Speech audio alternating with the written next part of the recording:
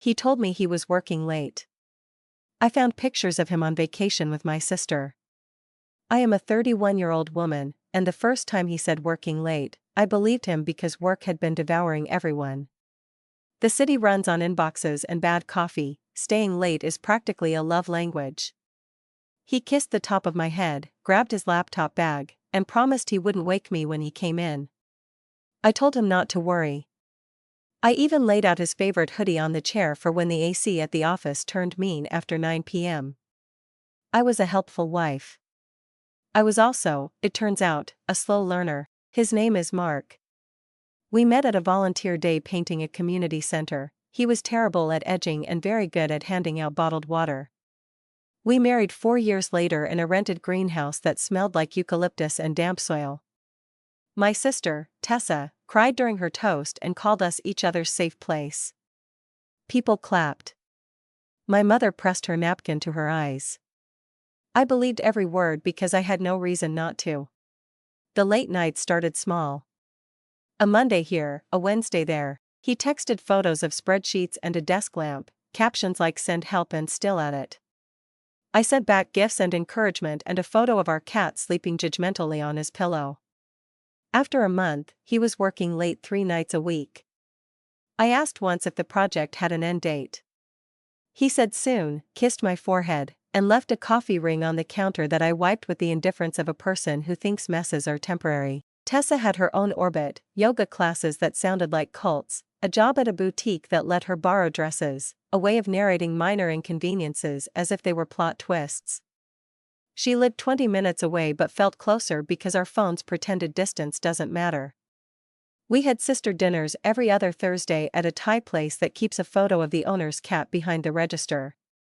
She'd order 2 appetizers and talk with her hands until my tea went cold. When Mark started working late, she leaned in and asked if he was okay, then smiled, in that way she talks herself into optimism.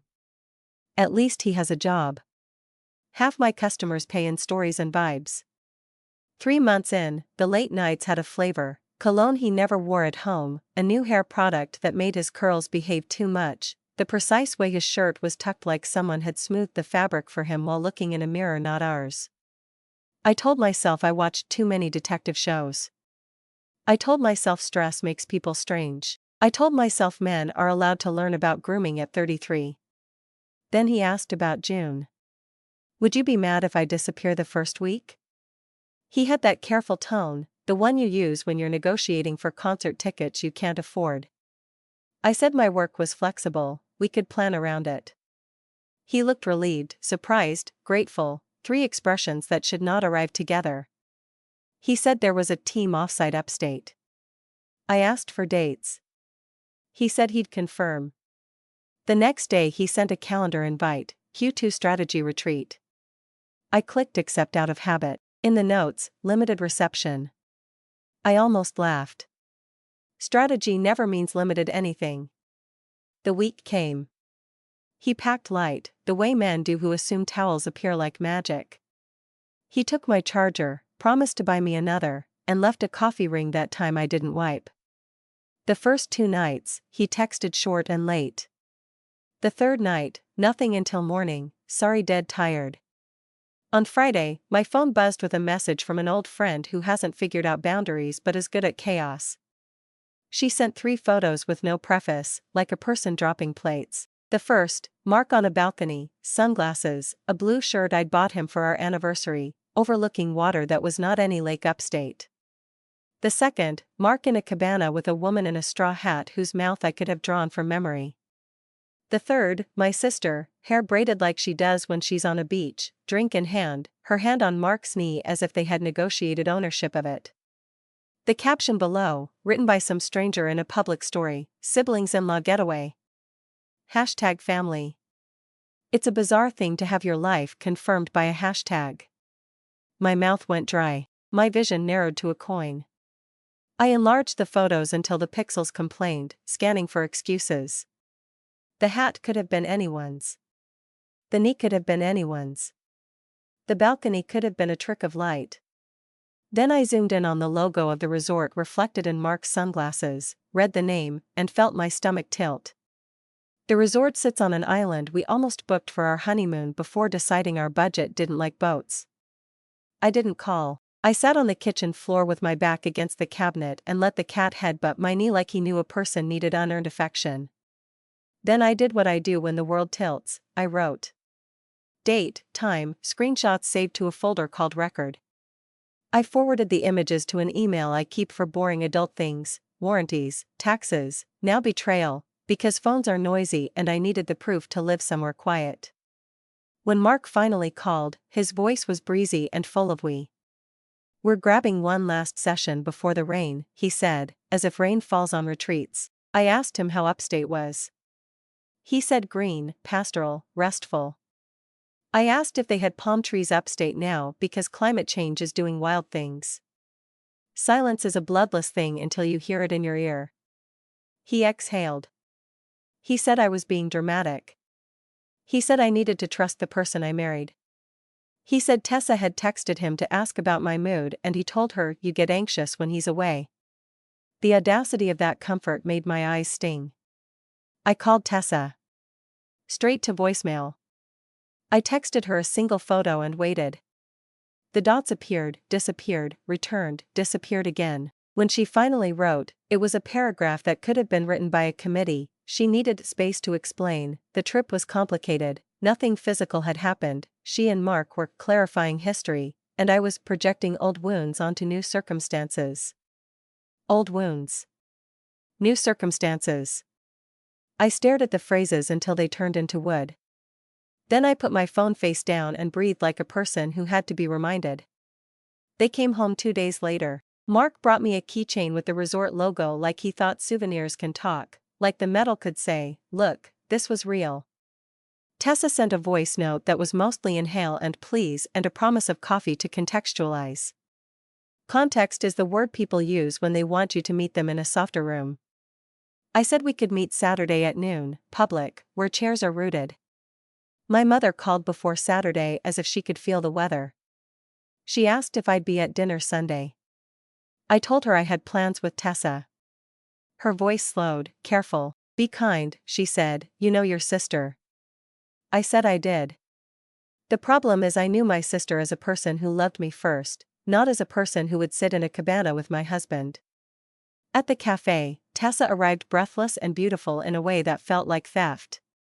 She hugged me with the lightness of someone who doesn't want to wrinkle a dress. She launched into explanation before we even sat. They'd reconnected by accident when Mark asked her about a gift for me. They had kept talking because the dynamic felt honest. She had encouraged him to be transparent about his unhappiness because marriage is hard. The trip was to reset boundaries that had gotten blurry. The words stacked like boxes, none of them labeled "Do Not Open." I asked one question, whose hand was on whose knee? She flinched and then put on the gear she wears when she's acting strong. She said it looked worse than it was. She said they had a moment and then chose integrity. She said I could be angry, but I shouldn't nuke the family over a misunderstanding. We sat in the kind of silence that makes the next person who speaks responsible for the rest of the day. I did not throw my coffee. I did not threaten to call everyone we know. I asked her to tell our parents herself before Sunday dinner because I would not be cast as the hysteric who ruined a meal. She nodded like a person agreeing to terms she thought she could renegotiate later. She asked for a hug. I gave her a shape that touched shoulders and not much else. At home, Mark tried a new script, remorse. He said he had felt distant. He said he had been fighting to be seen. He said he had mistaken Tessa's listening for safety. He said he loved me. He said nothing physical had happened, which is a sentence men use like a moral coupon. He asked for counseling. He asked for time. He asked for me not to tell my mother details because her heart. I slept on the couch because the bed had too much history and too little oxygen. The cat slept on my knees like sandbags. In the morning, I made pancakes because the body needs rituals. I ate one, threw two away, and placed the rest in a container as if later could be saved. Then I wrote again, the cafe, the phrases, the keychain. I printed the photos and slid them into the folder. Paper is heavier than screen. I needed to feel the weight. Sunday dinner was a ceremony our family treats like church. Roast chicken, green beans that somehow snap and melt at once, my father's jokes that have lost their punchlines and kept their warmth. Tessa was late. Mark was on time and helpful, carving and clearing like earnestness could scrub stains. When Tessa finally arrived, she kissed our mother's cheek and set down a pie with the care of a bomb technician. We ate like normal for 20 minutes. Then my mother asked what was the thing you two needed to tell us, and smiled as if she expected an engagement or a job. Tessa looked at me with the panic of a child caught between lying and breathing. I bailed her out, not out of mercy for her but out of love for my mother. I said, in a calm voice I didn't know I owned, that Mark and Tessa had taken a trip, that I had seen photos, that we were working it out, that I needed time and space. My mother set down her fork and made a small sound. My father reached for the napkin that covers shock. Mark put his hand on the table and left it there, palm up, like an offering no one wanted. Tessa said she was so sorry and reached for my mother's wrist the way she reaches for props on stage. My mother pulled back. There is a specific humiliation in sitting at your childhood table and narrating the moment your sister became a story you have to survive. I left early. In the car, I cried in the uninteresting way adults do, quiet, runny nose, no theater. At home, I opened the folder again like a person checking a wound under good light.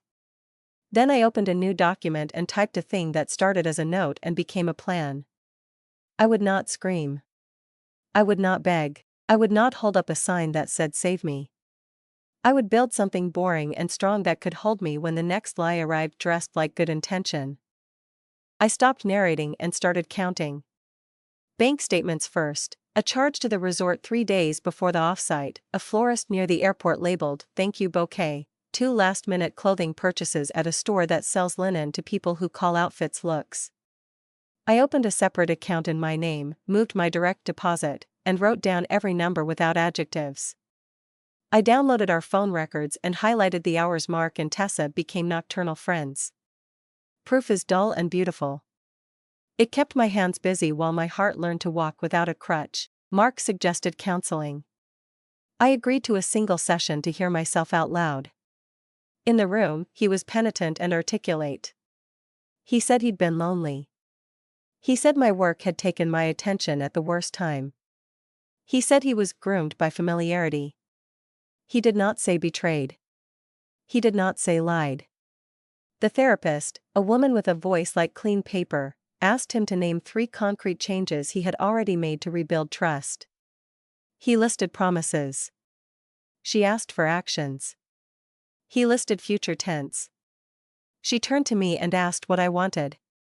I said a life where my sister is not a word I choke on. She nodded like someone marking a map. Tessa sent long texts at midnight that read like apologies written for a staged reading. She said she was in therapy.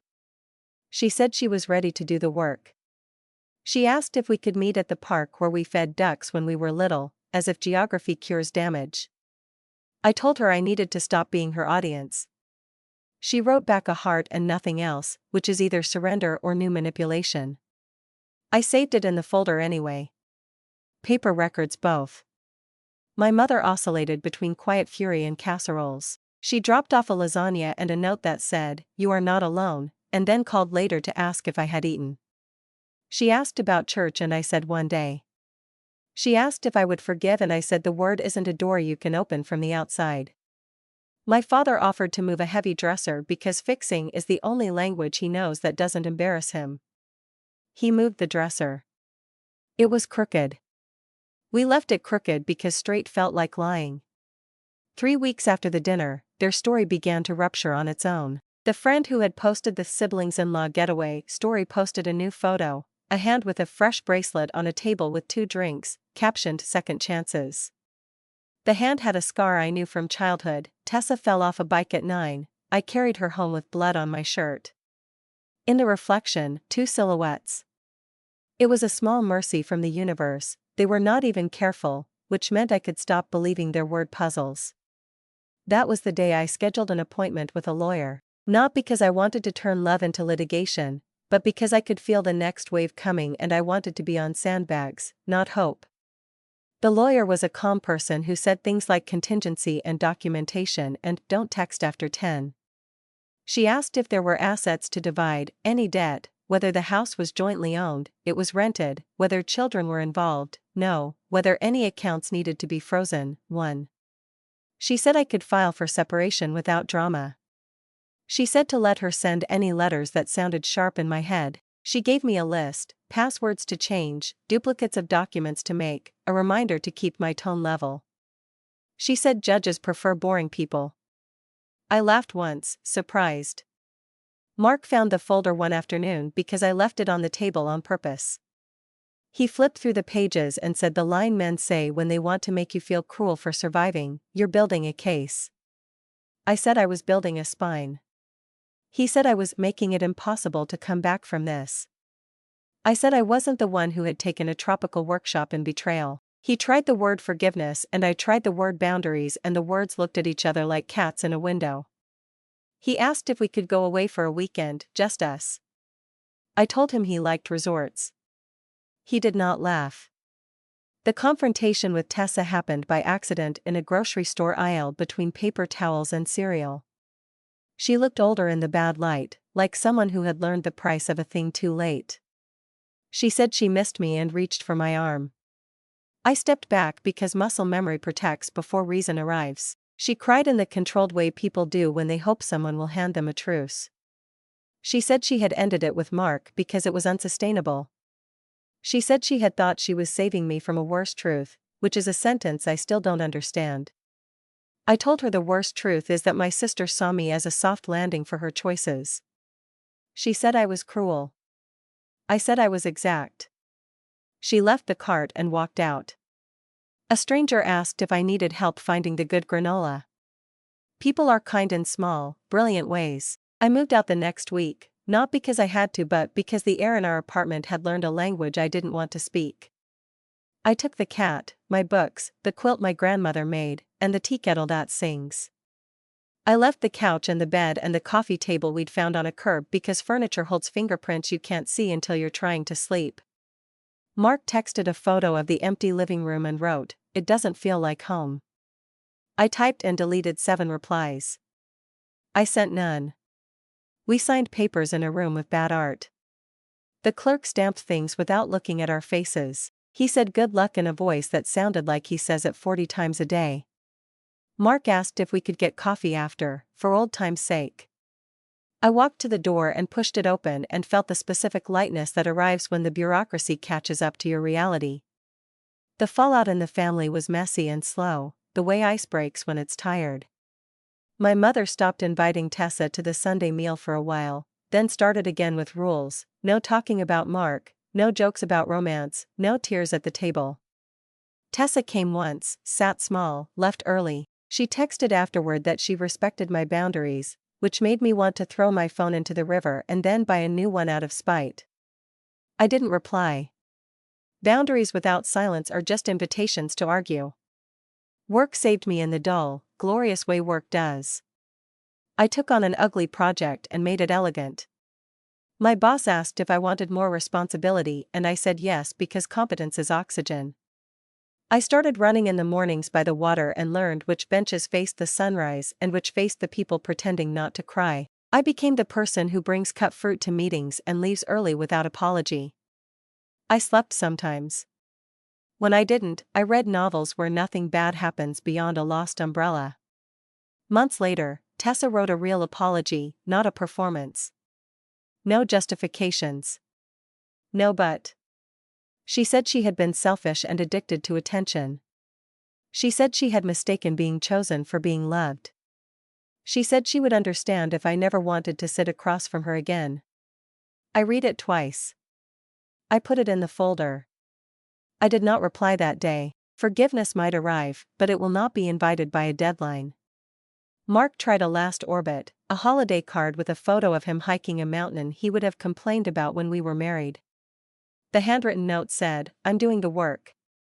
I put the card on the counter, then in the recycling bin, then took it back out because paper is evidence even when it's benign. I filed it under record. I am not sentimental, I am thorough. Here is the part people ask about: vengeance. Did I scorch earth?